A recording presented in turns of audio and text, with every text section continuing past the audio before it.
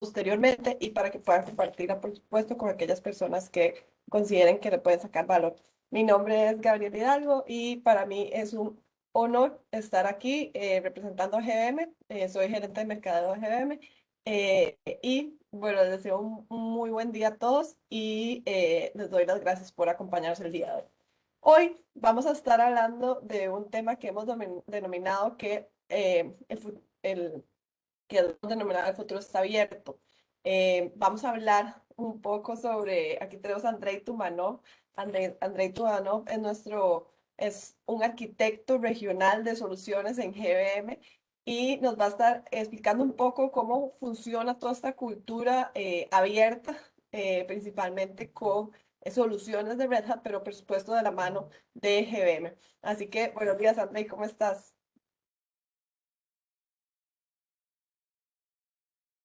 Buenos días, Gaby. ¿Cómo está todo por ahí? ¿Todo bien? ¿Sí? Todo bien, gracias, qué bueno verte. Bueno, Igualmente. Andrei, la verdad que tenemos un tema bastante interesante y creo que la idea es presentarlo de una forma pues bastante, empezar en lo básico y pues empezar a tenerlo ya un poco más complejo para que las personas entiendan cómo sacarle mayor provecho aquí a las soluciones y a a las soluciones de Red Hat y a los servicios de GBM en sus empresas. Así que... pues nada, te doy la palabra, ahí ya estoy, te di para que compartieras, entonces ahí a ver si Claro. nos ayudas a compartir. Vamos a compartir.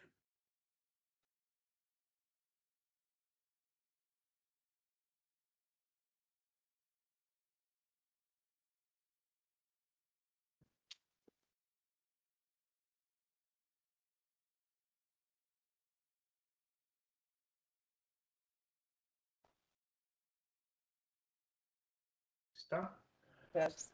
Y de momento les voy diciendo a todos los que nos acompañan que tenemos varios canales para que nos estén ahí haciendo consultas y comentarios. Em, Entonces aquí les voy a mandar un buenos días a todos, que es el chat. Ahí pueden elegir si lo quieren mandar a todos, pueden elegir si nos quieren mandar solo a nosotros alguna pregunta, algún comentario. También tenemos las reacciones, ¿verdad? Entonces aquí voy a poner una para que la vean. Vamos a ver cómo se puso. Este, ahí está. Entonces ya tenemos las reacciones también, que pueden poner reacciones y pueden también levantar, como digo yo, virtualmente la mano para darles acceso al micrófono y que puedan pues hacer sus consultas también si lo desean de una forma verbal. Así que nada, André, muchísimas gracias por ser nuestro speaker del día de hoy y los dejo entonces con vos. Con muchísimo gusto. Buenos días a todos. Un gusto acompañarlos el día de hoy con este tema, pues tan importante que ha tenido tanta relevancia en los últimos años, ¿verdad?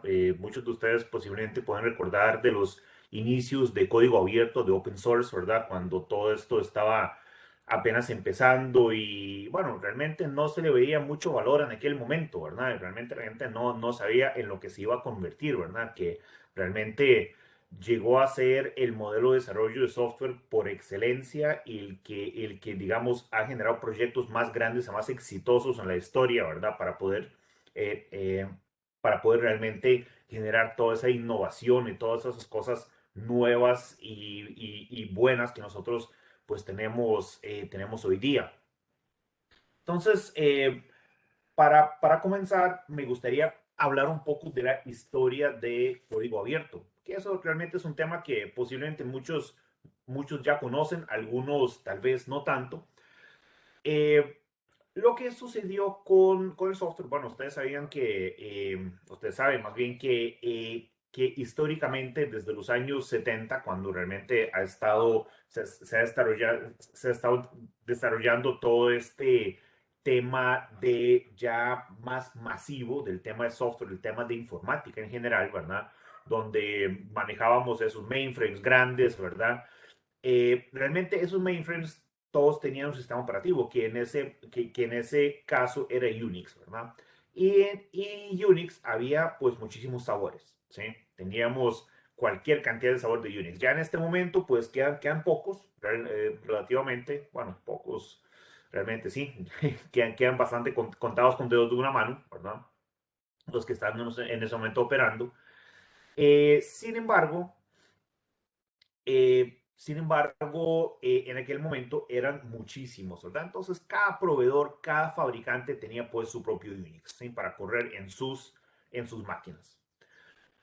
Eh, Esto definitivamente generaba un tema, ¿verdad? De compatibilidad, temas de desarrollo, temas de cómo iban a sacar las cosas nuevas para cada Unix. Entonces, había una fuerte competencia, ¿sí? Había una fuerte competencia donde cada uno de esos proveedores, de esos vendors, quería, pues, eh, ser el mejor, ser con un mejor sistema operativo, pero al final todos estaban basados en Unix.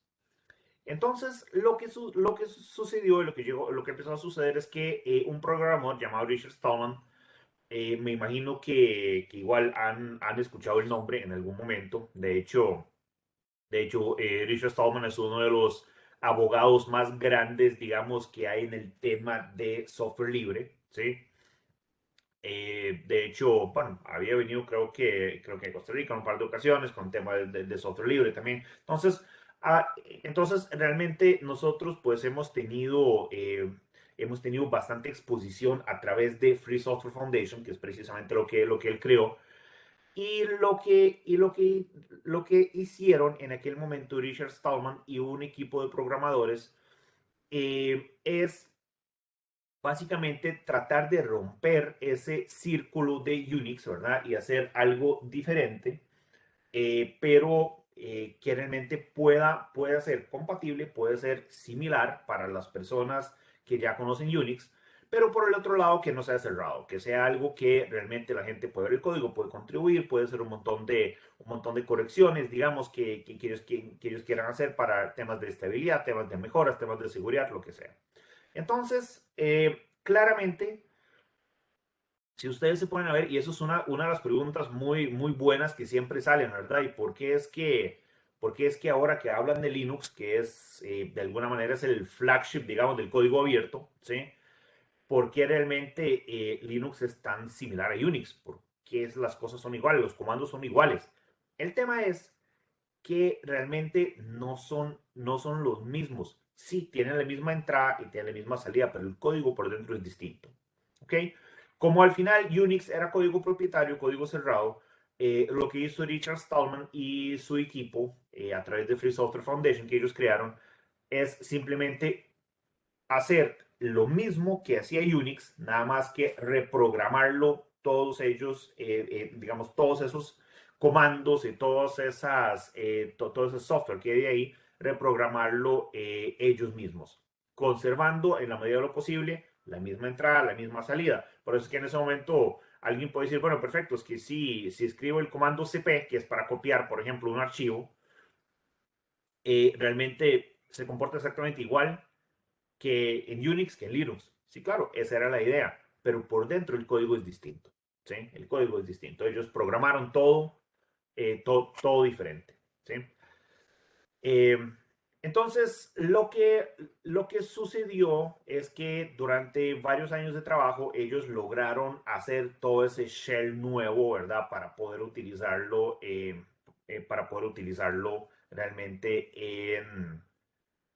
digamos, para que la gente lo pueda utilizar. Ahora, le hacía falta un kernel, que es básicamente la parte del sistema operativo, que es la capa que hace el enlace entre el hardware y realmente los programas que van con el sistema operativo. Es todo lo que administra la memoria, administra los procesos, administra los dispositivos de hardware conectados. Entonces, toda esa parte, digamos, no estaba.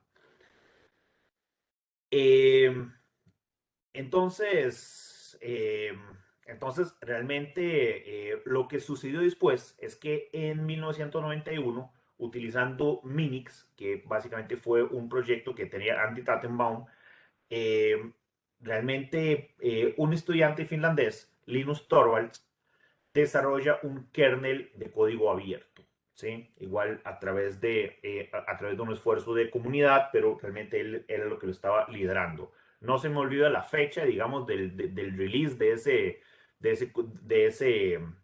digamos, de ese kernel, fue el 25 de agosto de 1991, no se me olvida porque curiosamente será coincidencia o será por eso que realmente estoy trabajando en eso. 25 de agosto es mi cumpleaños. Entonces, entonces realmente sale ese kernel de Linux, que es precisamente lo que le faltaba a Stallman. Ya estaba el kernel, estaba toda la parte del shell y el software que se le ponía encima y ya ahí teníamos un sistema operativo. ¿Ok? Y ese sistema operativo efectivamente es el sistema operativo Linux que nosotros conocemos hoy día. ¿Ok? Entonces, efectivamente, donde nosotros ya vamos a hablar del sistema operativo. Veo que alguien tiene una pregunta. Creo que alguien levantó la mano. Adelante. Sí, Henry, te voy a quitar el mute. Vamos a ver. Vamos a ver si puedo darle el mute a Henry. Eh,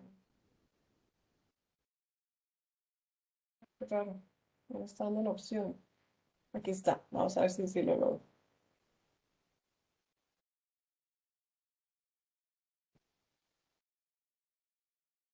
Ujú. Vamos a ver ahí. Henry, ¿me escuchas? Es que creo que te tenés que desmutear. No sé si fue un error. No sé si fue un error de Henry, pero bueno, voy a volverlo a poner como asistente y cualquier cosa que me diga si tiene una consulta. Pero bueno, continuemos, André, gracias. Ok, perfecto. Listo, listo, listo. Igual, si gustan también, en algún momento pueden escribir las preguntas en el chat, ¿verdad? Ahí también, Ujú. también eso es una opción que podemos ver si por alguna razón no pueden pues, activar el micrófono, la cámara, lo que fuera. Entonces no hay problema por ahí. Bien, entonces, ya a partir de ese momento, pues todo el tema de código abierto estaba encaminado, ya estaban todos los componentes, todo lo que se necesitaba en ese momento, ¿verdad? Entonces, el software de código abierto precisamente era aquel programa cuyo código está completamente disponible, ¿ok? Y el esquema de licenciamiento, porque aquí vamos a hablar de licenciamiento que no puede ser utilizado no puede ser utilizado para fines comerciales. O sea, yo realmente no puedo agarrar un código abierto en este momento y revenderlo, digamos, un software. Y vender una licencia a alguien de ese software. Entonces, como no funciona de esa manera, ¿verdad? Yo no podría simplemente hacerlo porque está, o sea, por todo el esquema de licenciamiento de código abierto, eso está prohibido. Pero sí se puede modificar, redistribuir, publicar. Entonces, realmente todo eso se basa en una contribución, ¿verdad? Entonces, hay una comunidad, la cual efectivamente lo que va a hacer es agregar y mejorar ese código de un cierto programa, ¿sí? Ok, entonces, evidentemente nosotros tenemos tenemos muchísimo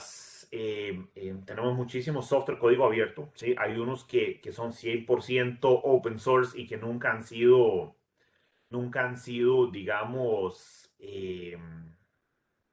usados de otra manera. Hay otros que sí, ya ahorita vamos a llegar a esa parte.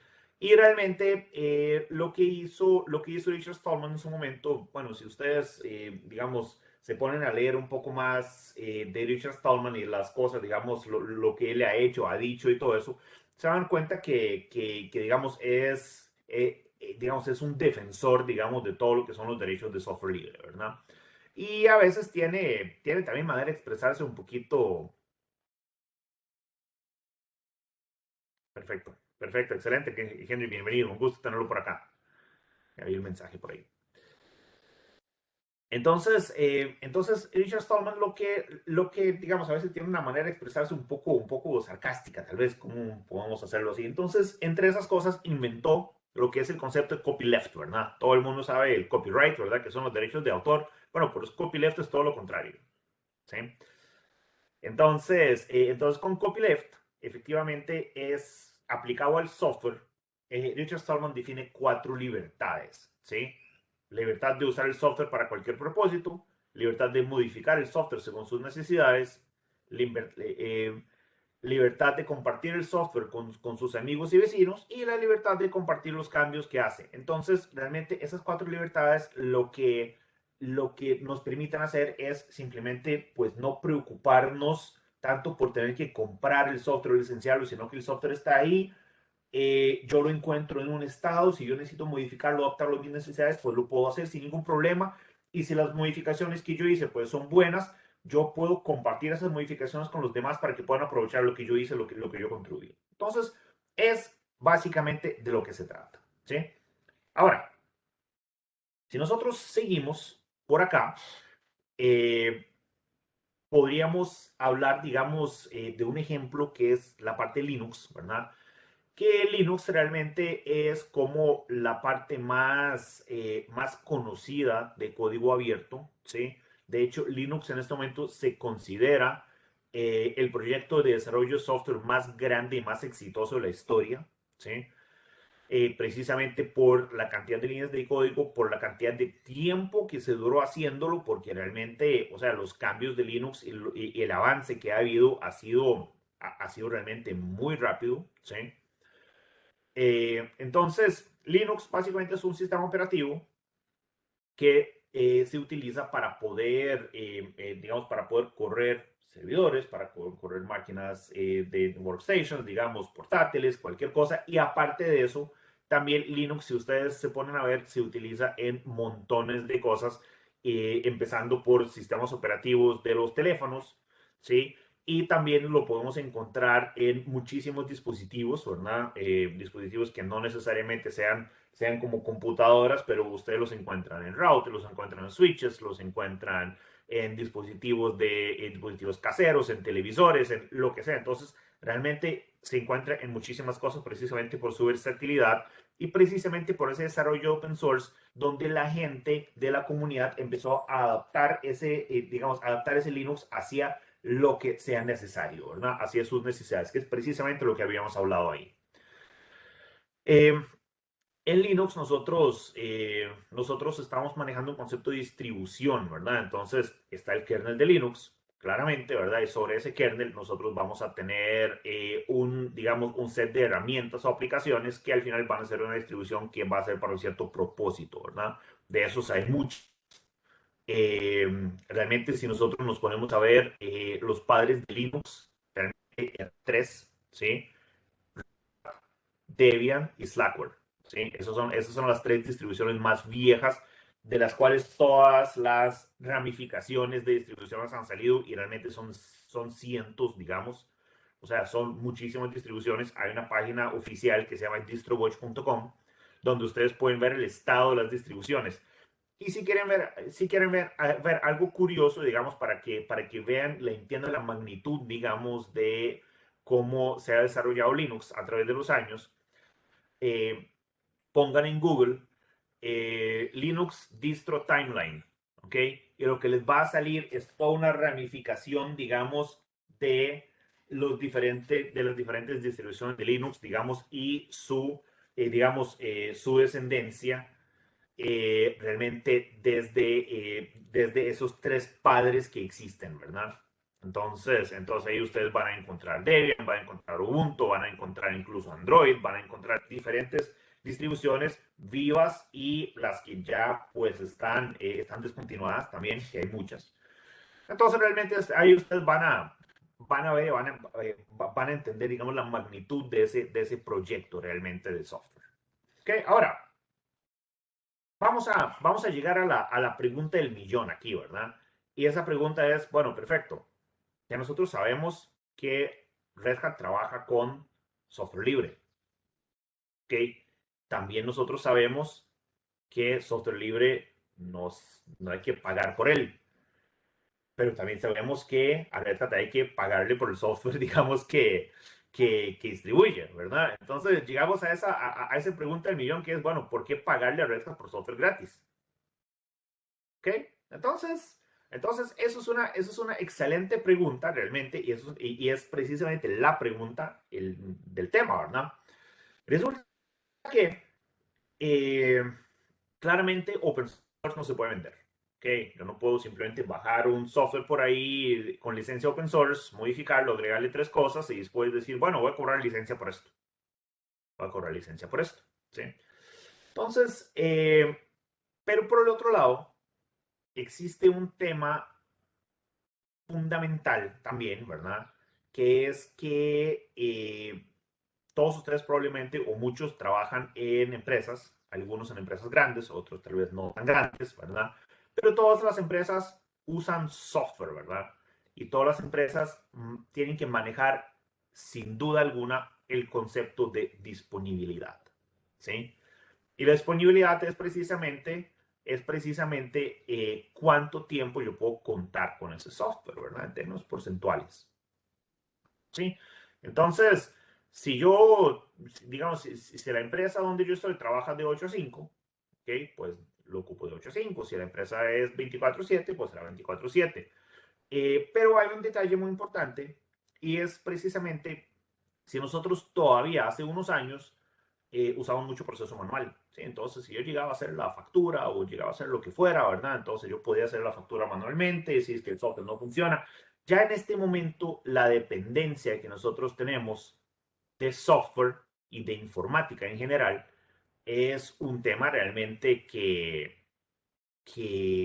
es prácticamente 100%, ¿verdad? O sea, cuánta cosa, o sea, en ese momento, pongámoslo así, bajemos en una empresa, todos los sistemas empresariales que tienen la contabilidad, parte financiera, el sistema de ventas, el CRM, el ERP, o sea, todo lo que las empresas tienen en ese momento, bajémosle ese software para ver cuánto trabajo se puede avanzar. Prácticamente nada, prácticamente nada. Todo se hace a través de software. Entonces, partiendo del concepto de disponibilidad, eh, nosotros realmente no podríamos usar open source, ¿sí? Porque si yo en este momento bajo un software, digamos, y yo digo, bueno, perfecto, es que quiero por ejemplo, utilizar un software de facturación open source que encontré en internet, que está lindísimo, que funciona muy bien, que ya mis programadores pues digamos, hicieron 3, 4 adaptaciones que yo necesitaba para que eso funcione con las facturas de la compañía. Bueno, perfecto. Listo, lo tengo ahí, ¿verdad? Está funcionando. Genial. Ahora, se encuentra una pulga en ese software, digamos, en un momento determinado y realmente eso se va para abajo y yo realmente no estoy pudiendo facturar. ¿Ok? Mis operaciones están paradas. En ese momento, ¿quién pido ayuda? A la comunidad. Podría hacerlo. Y claramente habrá gente que, digamos, en términos de mejor esfuerzo, me van a ayudar. Pero ¿cuánto tardan? Una semana, dos, tres, cuatro. ¿Ok? Por el otro lado, ¿cómo sé yo que el software que yo bajé en este momento es la mejor versión que sirve para mí en este momento? ¿No? Open source particularmente, digamos, tiene también una fama, digamos, de alguna manera de que es complejo, ¿sí? Entonces, sí, está bien, yo podría usar software, pero me toca configurarlo, me toca hacer todo, me toca instalarlo, me toca tunearlo, entonces claramente están todas esas dificultades, ¿verdad? Y ahí es donde viene el modelo de Red Hat, ¿verdad? Red Hat reconoce claramente que en este momento el software open source es el software más innovador. ¿Okay? Es más innovador porque ya está comprobado que realmente el modelo de desarrollo, el modelo de desarrollo open source, desarrollo comunitario, es el modelo que produce resultados más rápido, ¿verdad? ¿Por qué? Porque hay mucha gente que está contribuyendo, ¿ok? Y en este momento no son solo personas. En este momento hay, o sea, las compañías están invirtiendo en open source. O sea, ustedes se ponen a ver y realmente Microsoft, Cisco, IBM, o sea, hay muchísimas compañías que en este momento están contribuyendo con open source. Si no es que todas, ¿verdad? Yo, digamos, he tenido una historia bastante grande, digamos, bastante fuerte, digamos así, en tiempo de trabajar con open source, de trabajar con Red Hat en particular, ¿verdad? He asistido a varias conferencias, varios summits, digamos, que realmente se han hecho.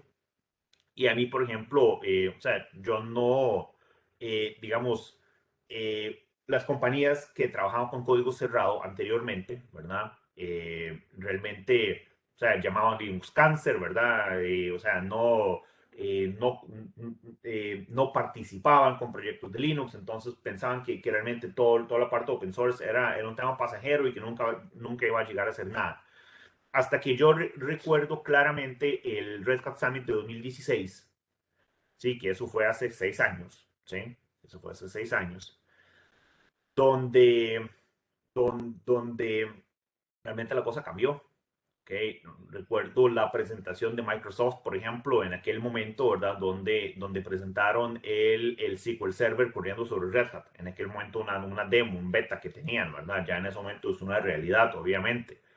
O sea, y realmente la gente de las compañías que antes representaban código cerrado, ¿verdad? Solamente con gorras de Red Hat, ¿verdad? Aquellos carteles, por ejemplo, Microsoft Loves Linux, ¿verdad? Y ese tipo de cosas, ¿verdad? Entonces, ¿qué fue lo que sucedió? Sucedió que simplemente o sea, las compañías entienden cómo son las cosas, ¿verdad? Y realmente vieron ese desarrollo, vieron cómo funciona realmente toda esa parte de desarrollo open source, ¿sí? Y vieron los resultados que lograron llegar. Y todos quisieron contribuir. Entonces, en este momento, si nosotros ponemos a ver las empresas grandes, son contribuyentes hacia el código de Linux, hacia el código de Kubernetes, hacia el código de OpenStack, hacia el código de muchos otros programas open source que están en ese momento en el mercado. ¿Qué es lo que falta para que esto, digamos, se convierte en realmente una solución empresarial? O más bien faltaba, porque ya no falta, ya eso está y está hace muchos años. La parte del soporte. ¿Ok? Yo en ese momento, para poder yo utilizar un open source como compañía y considerando la disponibilidad de ese software, yo realmente necesito una sola cosa. Necesito que alguien me ayude cuando yo tengo problemas y que ese alguien se comprometa a ayudarme, ¿verdad? O sea, que haya un compromiso, no que simplemente yo vaya a buscar en la comunidad a ver quién me ayuda, sino que haya un compromiso, ¿ok? Ok, señores, tengo un problema, levanto un tiquete, hay un ingeniero asignado, o sea, todo lo que ustedes han visto que trabaja con las demás compañías, trabaja también aquí. Y Red Hat es el que provee esa parte, ¿ok? Entonces, Red Hat utiliza proyectos open source, trabaja como catalizador de esos proyectos de open source porque invierte su gente, hace pruebas, invierte digamos, el tiempo de la gente, entonces para poder levantar esos proyectos, ¿verdad? Entonces esos proyectos funcionan, ¿sí? Se desarrollan, se genera una gran cantidad de innovación para esos proyectos también precisamente por todo el scope comunitario que tiene, ¿verdad? Y por un montón de gente que participan. Y luego lo que se hace es que simplemente el proyecto open source sigue, eso se llama un proyecto upstream, ¿verdad? Entonces el upstream va a seguir, sin embargo Red Hat va a parar en algún momento y va a decir, ok, perfecto, esos features, esa parte que está acá, está perfecto para un release que nosotros vamos a hacer. Entonces van a parar aquí en este release. Y van a decir, bueno, esto va a ser Red Hat Enterprise Linux versión 8.6, por decir algo, no ha salido, pero ahí está, 8.6, por decir algo, con todo eso que está aquí. ¿Ok? Entonces, agarran todo ese código, lo depuran, lo revisan, agregan interfaces donde hay que agregar interfaces si las cosas son muy complejas, ¿ok? Le simplifican algunas cosas, le mejoran otras cosas, todo eso una vez que ya está hecho lo devuelven a la comunidad, ¿sí? Y en el momento cuando ya hay una versión, un release fijo, porque claramente nosotros no podemos darle soporte a open source cualquiera, ok, vamos a bajar la nueva versión de tal cosa que salió hace 2 días el código y vamos a exigir que Red Hat me dé soporte por eso. No podría, ¿verdad? O sea, son releases específicos que se hacen. Ok, entonces esos releases realmente, cuando nosotros ya Red Hat los tiene, los comercializa, pero los comercializa a nivel de soporte. No le está cobrando por el software open source. ¿Ok? Le está cobrando una suscripción, porque no es una licencia, es una suscripción en tiempo. ¿Ok? Para poder usar el soporte para ese software. Y con el soporte vienen algunas otras cosas, como por ejemplo actualizaciones, ese tipo de cosas que Red Hat pues va haciendo con tiempo. Porque también las actualizaciones, tarde o temprano igual se devuelven hacia el open source, pero obviamente los tiempos son distintos, ¿verdad? Los tiempos son distintos, las pruebas iniciales son distintas, entonces claramente ese tema de los updates pues es bien, bien relevante también. O sea, de nosotros poder contar con digamos, con un software que está siempre actualizado, siempre, digamos, se hace todo el tema de, por ejemplo, la parte de seguridad, que ahora es vital, ¿verdad? Entonces, ese es el concepto de cómo va a funcionar. Perfecto. Tenemos esa compañía recoge, digamos, participa en proyectos open source, utiliza software open source, pero no cobra por el software, cobra por el soporte. ¿Okay? Entonces, eso es efectivamente cómo funciona. Y eso es lo que nos ha permitido habilitar el software, habilitar precisamente pues software open source, ¿sí? Para que sea utilizado en los ambientes empresariales a través del soporte. Ok, entonces, efectivamente, como yo les estaba comentando, Red Hat es claramente enfocado en la innovación, ¿verdad? Entonces, la innovación que Red Hat trata de proporcionar a través de proyectos open source es siendo el catalizador de esos proyectos. Entonces, por ejemplo, el proyecto de Linux. Ok, entonces Red Hat va a participar, va a impulsar que esa comunidad pues prospere, que se generan nuevas ideas, que se generan digamos, nuevos features, digamos, que eso siempre se mantenga en se mantenga siempre en el filo de la tecnología, ¿verdad? Entonces, claramente eso nos va, claramente Red Hat lo que va a trabajar aquí es precisamente eh, ayudar que haya innovación, tener una relación muy cercana con diferentes proveedores, ¿sí? Porque también aquí eso es un tema vital, ¿verdad? O sea, el software tiene que estar ahí, pero el software tiene que estar realmente soportado y tiene que ser funcional, ¿verdad? Entonces, claramente eso implica trabajar con diferentes partners, ¿ok? Eh, y también tenemos, pues, el tema importante, ¿ok? Tenemos el tema importante que es todo ese proceso, ese ciclo donde va a probar y asegurar el software comunitario, ¿ok? Para que ese software puede ser software de clase empresarial. Porque evidentemente la innovación sola aquí no es suficiente, ¿verdad? El software tiene que ser estable, el software tiene que ser actualizado, tiene que ser seguro, ¿verdad? Y tiene que haber un soporte de clase mundial, ¿okay? Para que realmente las empresas pues utilicen ese tipo de software. ¿Okay? Entonces, eso es de lo que se encarga el rol de Red Hat. Eh, Claramente, también nosotros necesitamos pues la parte de seguridad. ¿Okay? En este momento, o sea, vivimos en tiempos muy inseguros, digamos, a nivel de informática. ¿Sí? Si ustedes van a volver, por ejemplo, a los años 90, ¿verdad? Cuando estaba empezando todo ese tema de open source, de Linux y todo, ¿verdad? En aquel momento o sea, pues le decían que sí, claro, la seguridad pues es importante, que no se le meta algún tipo de virus o lo que fuera, ¿ok? Que en aquel momento, igual, hasta los virus eran diferentes, ¿verdad? Exactamente, pero en este momento la seguridad es la parte vital. De hecho, en ese momento ustedes le preguntan a cualquiera de los proveedores, digamos, de software, ¿sí? O proveedores de cloud, en ese sentido, ¿verdad?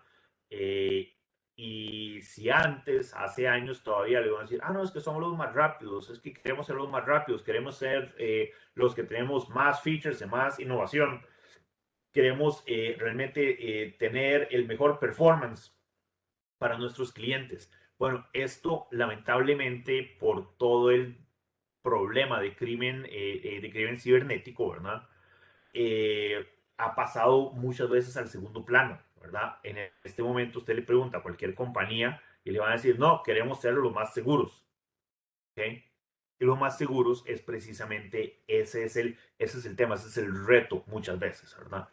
Porque en este momento de nada me sirve ser el que tenga un mejor performance, el que tenga mejores features, todo lo más nuevo, si por ejemplo yo no estoy invirtiendo suficientemente en la seguridad y mi software es fácilmente hackeable, ¿sí? O tiene vulnerabilidades, digamos, abiertas que yo no estoy resolviendo, ¿verdad? Entonces ahí tenemos un tema importante también. Y de hecho, eso ha sido el dilema eh, y la discusión, digamos, de muchos años sobre el tema de software open source. Porque, Porque la gente muchas veces dice, bueno, perfecto, es que, ¿cómo puedo confiar en un software cuyo código está por todo Internet? ¿Ok? Entonces, la gente muchas veces piensa en eso y dice, no, pero es que si ya la gente conoce el código, entonces realmente ese código es inseguro. Pero realmente no podrían estar más lejos de la verdad, ¿sí? Más bien para un cliente, para un usuario, le da mucho más confianza saber que ese código está ahí, ha sido depurado, ha sido revisado, ha sido probado por montones de personas, ¿verdad? Y realmente como demostración, eso está ahí. Cualquiera puede llegar a verlo y asegurarse, digamos, de que las últimas vulnerabilidades, por ejemplo, han sido resueltas. Ese tipo de cosas, como por ejemplo trabajar con un software de código cerrado donde realmente, o sea, está bien, me están dando un software y me están diciendo que ese software tiene esto, esto, aquello, pero yo realmente no tengo manera de asegurarme nunca. ¿De verdad lo han resuelto? ¿Qué pulgas tiene? O sea, ¿quién ha depurado esas pulgas? ¿Qué problemas de seguridad puede tener? O sea, yo realmente siento más confianza con un software que ha sido revisado por montones de personas y se sabe que todo lo último de seguridad está ahí.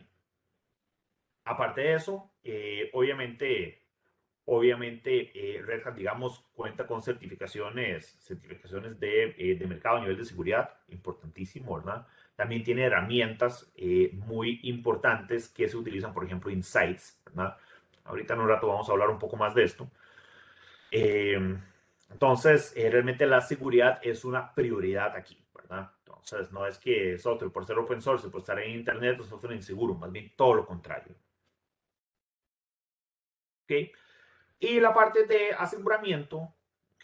Que eso es un tema vital también, ¿verdad? Porque también hay otro detalle, ¿verdad? Bueno, está bien, yo pongo un software hoy, ¿verdad? Y existen empresas que, por ejemplo, tienen ciclos de, digamos, de cambio de versiones muy rápidos, muchas veces con requerimientos nuevos y todo eso. Entonces, la ventaja de aquí de Red Hat es que realmente los ciclos de soporte son muy largos. Entonces, nosotros realmente podemos mantener, o sea, todavía hasta ese momento la versión 6, digamos, todavía está soportada, aunque eso ya fue hace muchos años. Y bueno, ya está saliendo de soporte realmente, pero todavía digamos, hay empresas que la usan con éxito y pues no hay ningún problema. Eh, Hay muchísimo hardware, software y nubes certificadas, ¿sí? Y realmente tiene también esa gran ventaja, ¿verdad? De que, de que realmente tratándose de un sistema de suscripción, ¿verdad? Usted realmente lo que hace es simplemente suscribe un servicio, un sistema, digamos, un servicio de soporte sobre el sistema operativo y realmente no tiene ese detalle, ¿verdad? De que no, mira, es que compré la versión 6 y ya tengo la licencia de la versión 6, ahora salió la versión 7, entonces tengo que pagar un upgrade o tengo que comprar una licencia separada para la versión 7 porque no puedo simplemente pasarla. Ahí realmente no es un tema de versión. O sea, usted simplemente suscribe Linux y puede instalar, digamos, cualquier versión con las mismas características. Entonces, eso es una gran ventaja también que se tiene. Ok, ahora, si nos vamos a... eh, los productos de Red Hat se basan en 5 retos que resuelven, ¿sí? Entonces, el primero en este caso es lo que es la optimización de la infraestructura tecnológica, ¿verdad? Porque claramente muchas compañías utilizan tecnología, pero no se puede decir que necesariamente utilizan la tecnología de forma optimizada, ¿sí? Entonces el hecho de que no se utilice de forma optimizada significa que no se tiene, por ejemplo, la parte, digamos, no se tiene la inversión óptima en ese caso.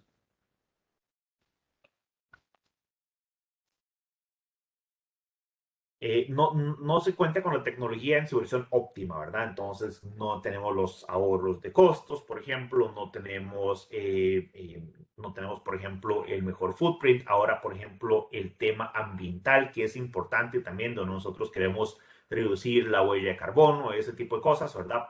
Eh, y muchas veces no logramos hacer las cosas porque simplemente no sabemos optimizar nuestra infraestructura. Y Red Hat, digamos, los productos tienen siempre esa vertiente de poder hacerlo de poder hacerlo más óptimo, ¿verdad? Temas de integración, que eso es vital también, ¿verdad?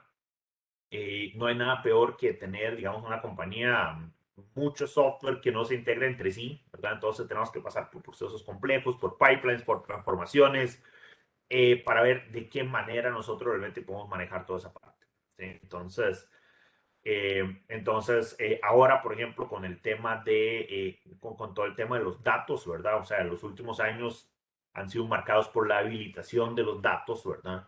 Entonces, si antes nosotros pues manejábamos nuestras bases de datos con lo que necesitábamos, ahora muchísimos datos que extraemos de otras fuentes, ¿verdad? Y esos datos, por ejemplo, que son no estructurados y todo eso, entonces hay mucho más datos cada vez. Entonces, esas integraciones, pues, son más importantes todo el tiempo. Red Hat está muy comprometido con el concepto cloud, ¿sí? Ya sea nubes públicas o nubes privadas, o ya sea, en este caso, toda la parte de contenedores, por ejemplo, se quiere tratar de llegar a digamos, a esa nube, ¿verdad? Donde realmente esa nube que realmente no la que le agrega complejidad y problemas al cliente, sino que más bien esa nube que trata de ayudar, de ser más óptimo, de pagar por uso, de accesar desde cualquier lado sin ningún problema. Entonces, esa parte de la nube se trata de habilitar para muchísimos productos e infraestructura que maneja Red Hat. La otra es el desarrollo de aplicaciones más modernas, es quizás de las más grandes, más importantes que están ahí. Entonces ahí está el tema de los containers, por ejemplo, los contenedores, toda la parte de Kubernetes, que la parte, digamos, se llama OpenShift. OpenShift es la distribución de Kubernetes que usa Red Hat, que es de lo mejor, igual que ustedes pueden encontrar para la parte de containers. Que de hecho aquí voy a hacer un paréntesis, ¿verdad? Y como por ejemplo, como experto, como alguien que trabaja todo el tiempo con tecnologías emergentes, ¿verdad? Y con cosas nuevas, con innovación, digamos, les recomiendo que si ustedes todavía no están pensando en containers, no están pensando en Kubernetes, es el momento que lo empiecen a hacer, porque ya digamos, muchas veces, o sea, lo que va a pasar con las empresas en los próximos par de años es que ya va a salir mucho software en containers y realmente los containers también como tales, con modelo de desarrollo, con modelo de portabilidad entre nubes y todo eso, el concepto de multicloud, eh, realmente van a eh, ya va a ser lo que hay, ¿verdad? En este momento. Y las empresas que no van a estar pues preparadas, pues le puede tocar un poco difícil, ¿verdad? Tratar de adaptarse porque realmente los cambios son muchos. Es un concepto diferente, funciona diferente, se desarrolla diferente, pero las ventajas son muy grandes. Las ventajas son muy grandes y realmente vale la pena que si no lo están haciendo aún, realmente tomen el tiempo, ¿ok? De poder empezar a probar esas infraestructuras. Realmente tampoco se ocupa tantísima infraestructura, entonces para poder poner una pequeña prueba, digamos, para que ya los desarrolladores, la gente va conociendo, viendo cómo funciona, inclusive poniendo algunas pequeñas aplicaciones por ahí para empezar, que realmente no se requiere ni mucha inversión ni mucho equipo, ¿verdad? Se pueden hacer cosas muy pequeñas para que después crezcan conforme se van utilizando más, ¿verdad? Entonces, igual, ahí realmente con todo el gusto le podemos ayudar con eso si alguien pues lo quiere considerar. Eh, También está el tema de automatización, ¿verdad? Y la parte de automatización es otro de los pilares, pues, fundamentales que Red Hat tiene, ¿verdad? Y de hecho, con la automatización, nosotros resolvemos muchísimos problemas, ¿ok? Uno de esos es, volviendo al tema de disponibilidad, ¿verdad? El tema del error humano, ¿verdad? El tema del error humano es realmente un tema problemático, ¿verdad? Y realmente se considera estadísticamente que el 80% del downtime no planificado es causado por error humano, ¿verdad? La automatización resuelve eso. Me genera una infraestructura consistente, me genera realmente digamos, eh, la posibilidad para que el personal, en vez de dedicarse a digamos, a ese tema rutinario, o sea, por ejemplo, a mí siempre yo tengo aquí metido, ¿verdad? Una vez que vi un PDF, digamos, de creación de unos ambientes en Oracle de 80 páginas, ¿verdad? Exactamente, y las personas que tienen que realmente sentarse a hacer eso por lo menos una vez por semana, ¿verdad? A dedicarle 3 días, digamos, para poder habilitar ese ambiente, ¿verdad? O sea, cuánto realmente nos podemos, cuánto tiempo de esas personas podemos liberar para que hagan otras cosas, o sea, y lo peor es que ese PDF no lo puede ser eh, digamos, no lo puede ser un novato, no se lo puede dar a cualquier persona, digamos, que está ingresando recién al departamento. No, tienen que ser los seniors, que los que conocen, porque son cosas muy delicadas. Esos seniors que pueden realmente contribuir muchísimo a la innovación, contribuir a muchas cosas dentro de la compañía, ¿verdad?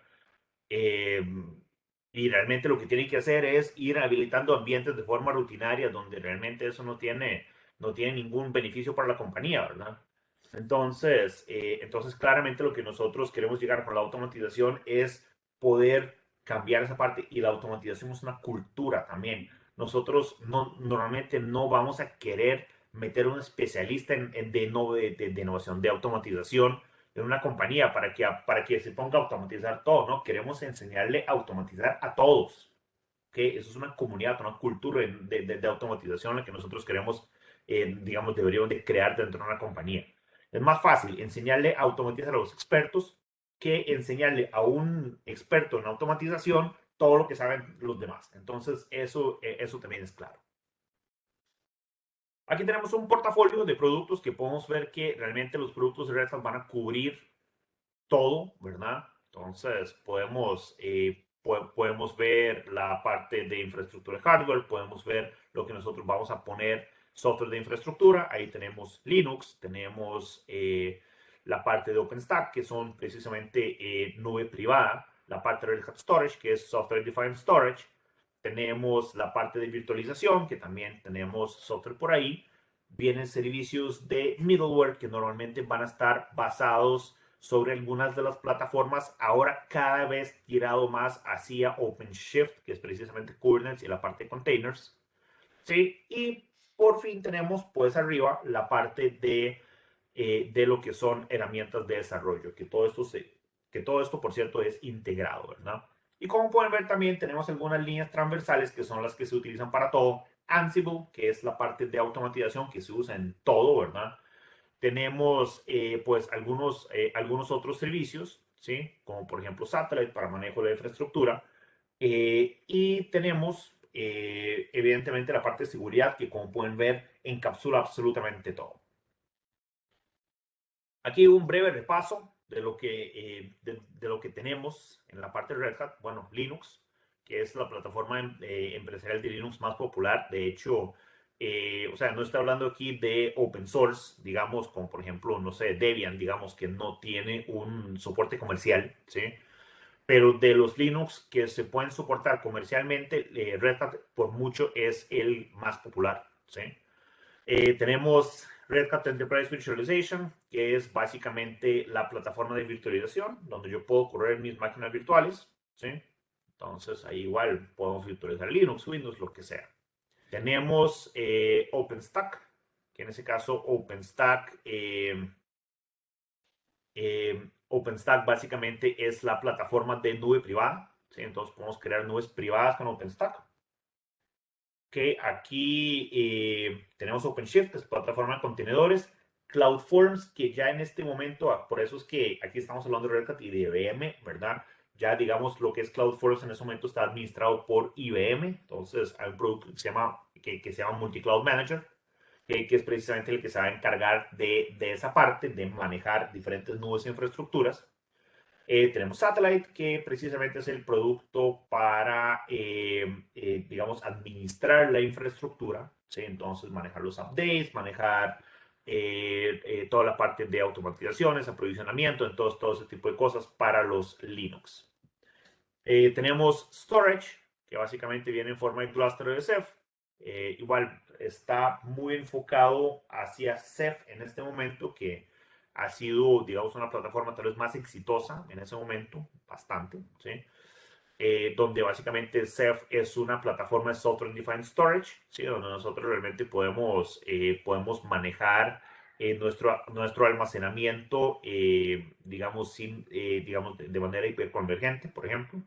Okay, y viene también la parte de infraestructura hiperconvergente Red Hat, donde precisamente lo que busca la hiperconvergencia es utilizar únicamente servidores y software, ¿verdad? Nosotros en ese caso no vamos a utilizar la estructura de almacenamiento tradicional de tres capas, ¿verdad? Con switch, storage y pues los servidores, sino que lo que vamos a utilizar son servidores que van a tener discos y a través de software, esos servidores pues van a proporcionar almacenamiento a nuestra infraestructura. Ok, aparte de eso, tenemos JBoss, que es básicamente la plataforma de middleware. Tenemos Ansible Automation, que es la parte de automatización, que de hecho igual es de lo mejor que uno puede conseguir, ¿sí? Soporta prácticamente todo. Yo en ese caso, normalmente digo todo, ¿verdad? Pero es prácticamente todo, ¿verdad? Entonces, ocupa administrar su infraestructura, su nube, sus dispositivos de red, sus firewalls, o sea, lo que sea se puede administrar por ahí prácticamente. Vamos a poner un pequeño asterisco, tal vez habrá alguna otra cosa que no, pero todavía no lo he encontrado fácilmente. Y tenemos Insights, que básicamente es la plataforma, digamos, de la plataforma de monitoreo, donde básicamente va a monitorear varias cosas dentro de nuestros Linux. ¿Sí? No necesariamente, aquí no estamos hablando del monitoreo específicamente de rendimiento y todo esto, ¿verdad? Sino que monitorea amenazas de seguridad, monitorea la parte de rendimiento, ¿ok? Y monitorea problemas de configuración. Entonces, todas inconsistencias que se van a encontrar en ese sentido, pues van a ser comunicadas y tienen la gran ventaja que nosotros realmente podemos remediar todo esto, ¿verdad? Lo podemos remediar a través del mismo Ansible. Digamos, el Insights tiene la ventaja que de una vez le va a tirar, por ejemplo, el playbook de Ansible para poder remediar un cierto problema que está pasando. Y yo lo puedo decir, bueno, perfecto, ahora sí, aplíquemelo en todos los equipos que pues lo necesiten, ¿verdad? Ok, también aquí hablando un poco sobre Power, la parte de IBM con la parte de Linux que estamos hablando ahora, que aquí nosotros pues tenemos también Power ha sido fortalecido por la parte de open source, ¿verdad? De hecho está el proyecto Open Power, ¿sí? Donde realmente se utiliza la parte open source para poder contribuir también a ese proyecto. Okay, entonces, realmente ha sido también una contribución bastante grande en ese sentido. Ahora, evidentemente, ya ahora que hablamos digamos, de lo que pasó hace un par de años con todo el tema de la compra, eh, Red Hat con IBM, ¿sí? Entonces, efectivamente, la alianza no es nueva, ¿sí? Ya llevan mucho tiempo, desde el 99 prácticamente, IBM ha contribuido hacia las comunidades open source, ¿ok? Han habido inversiones muy importantes digamos, por ejemplo, Open Power, ¿sí? En 2019 se compra por el monto récord en la historia, 34 billones, ¿sí? Y también un tema importante es que también la parte de Red Hat Enterprise Linux pues funciona en todas las plataformas de IBM, incluyendo mainframes, Z-Series, Power, realmente funciona con todo. Ok, entonces realmente esas empresas se unieron para poder trabajar en la transformación digital, ¿sí? Ayudarle a las empresas con todo esto, poder mejorar toda la capacidad de transformación que las empresas tienen.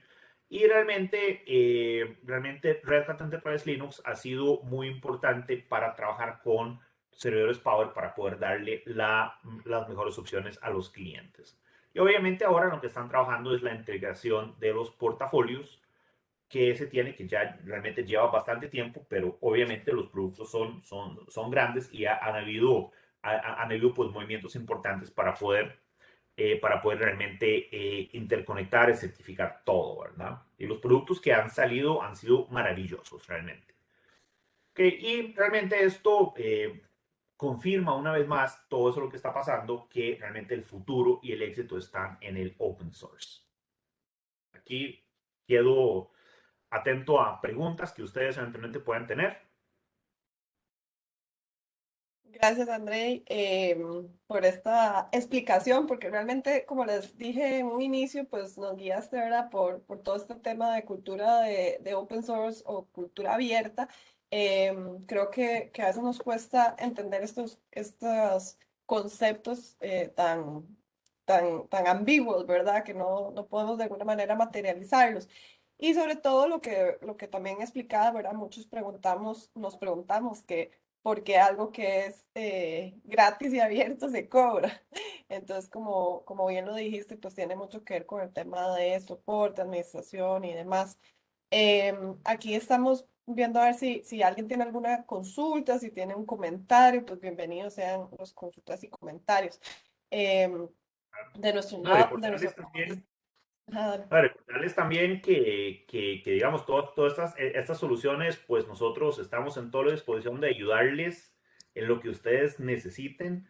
Entonces, solamente nos contactan y con todo el gusto podemos apoyarles con todas esas soluciones y todo el tema de transacción digital, contenedores y muchas de las cosas que nos están en el mercado, que estamos 100% alineados con la innovación y con todo el tema y con todo el tema de transformación de las empresas hacia una mejor operación digamos, eso es básicamente a lo que nos dedicamos.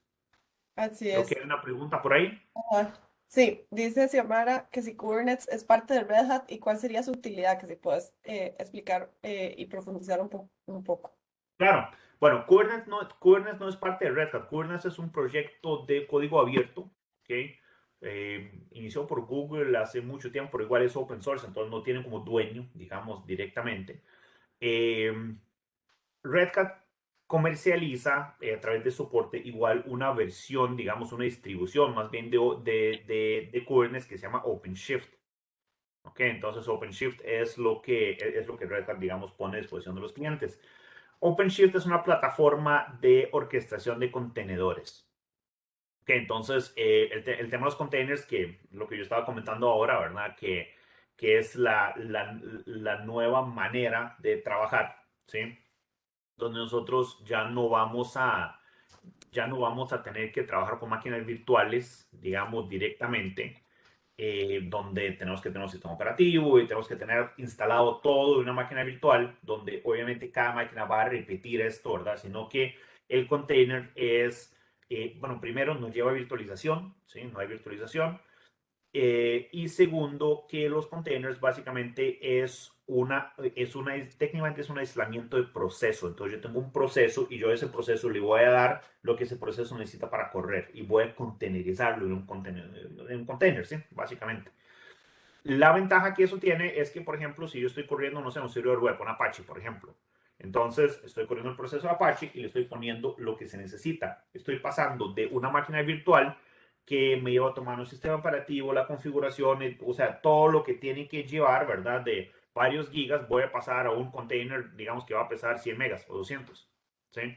Y realmente, y el footprint de memoria también que va a tener ese container va a ser mínimo. Y digamos, realmente la tecnología de containers nos lleva muchísimas ventajas, ¿verdad? Ahí igual podríamos eventualmente profundizar en eso, los que quieran conocerlo, ahí se pueden hacer más cosas o se nos pueden acercar también para pues ahí ir trabajando sobre ese tema. Como les decía, es importante que vayan tomando consideración de esto.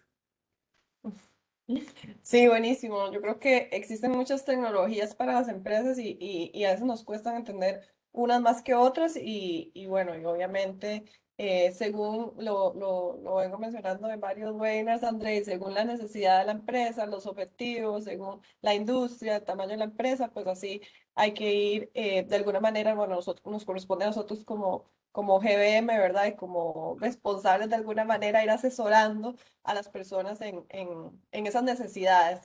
Nosotros siempre decimos que somos agnósticos, ¿verdad? Entonces, pues evidentemente open source aquí el líder y no podemos mentir al decir que el líder es Red Hat, pero pues evidentemente tenemos, como les digo, la responsabilidad como GBM de asesorar de la mejor manera a las empresas y a todos ustedes que se nos unieron hoy en este webinar. Así que, bueno, no veo ninguna otra pregunta, Andrei. De momento te agradezco muchísimo por esta presentación, por este webinar Con todo el y gusto. agradezco muchísimo. Ha sido Gracias. un gusto compartir con todos ustedes. Definitivamente tratar de transmitir eh, esa información que es pues bastante importante para poder tomar decisiones empresariales a futuro.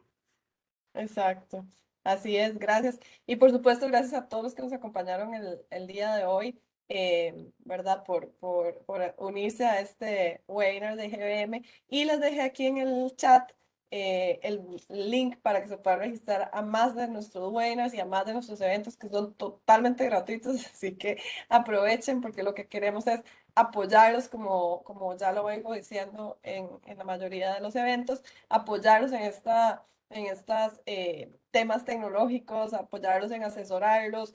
Aprovechen porque tenemos asesorías gratuitas. Hablábamos, y perdón aquí que haga digamos, el comercial, pero tenemos asesorías de ciberseguridad, tenemos asesorías en nube, tenemos asesorías, en fin, en muchísimas cosas que pueden aprovechar y son totalmente gratuitas y hasta podemos dar a veces dependiendo de lo que sea, pero podemos darles un diagnóstico de la empresa. Entonces, aprovechenlo y cualquier cosa nos pueden escribir a mercadeo@gm.net. Y por hoy, pues nada, nos despedimos. Muchísimas gracias de nuevo a todos por acompañarnos y gracias de nuevo, Andrei, por la presentación del día de hoy, bastante interesante. Gracias. Gracias. Hasta luego.